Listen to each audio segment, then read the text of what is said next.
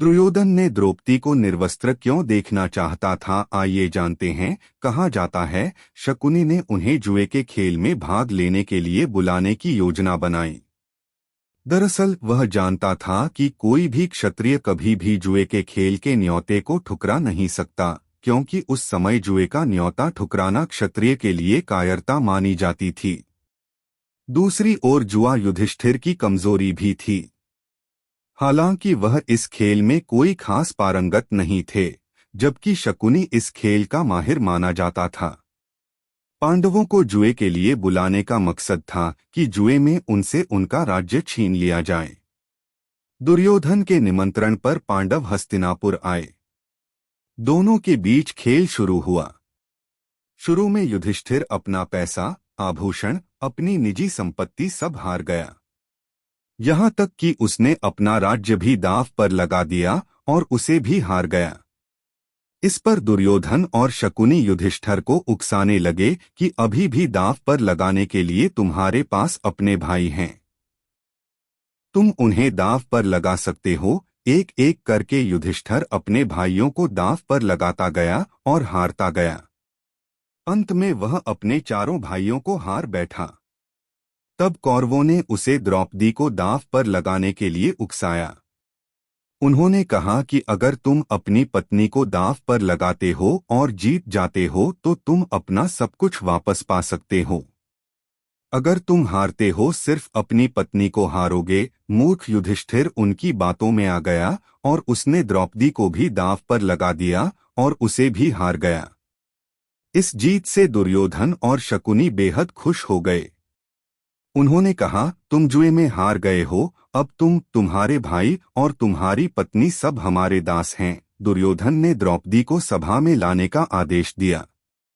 एक संदेशवाहक महल के भीतर द्रौपदी के पास गया और उसने बताया कि जुए में युधिष्ठिर ने आपको दांव पर लगाया और वह हार गए। इतना सुनते ही द्रौपदी क्रोध से पागल हो उठी। उसने कहा, वह मुझे दांव पर कैसे लगा सकते हैं? अगर उन्होंने खेल में पहले खुद को दांव पर लगाया और हार गए तो वह दास हो गए।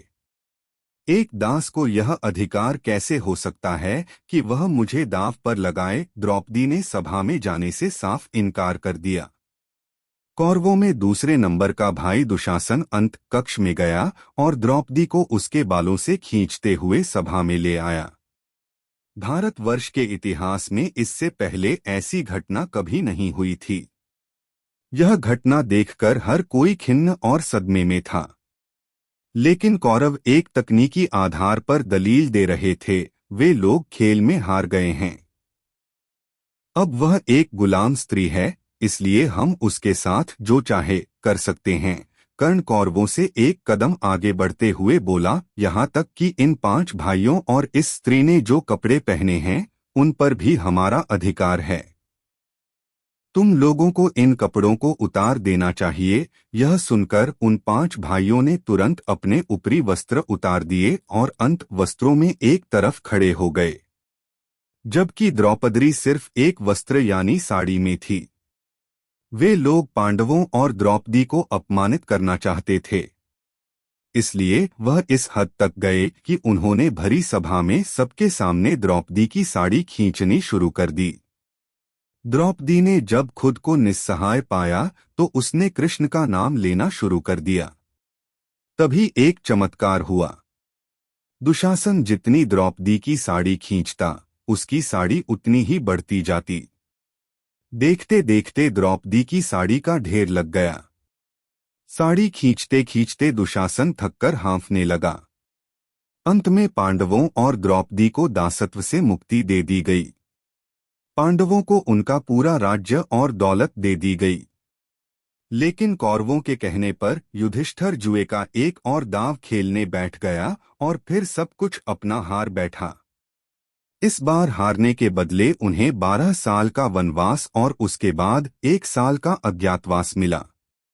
इसमें शर्त रखी गई कि अगर अज्ञातवास में उनका पता चल जाता है तो उन्हें फिर से 12 साल का वनवास झेलना पड़ेगा।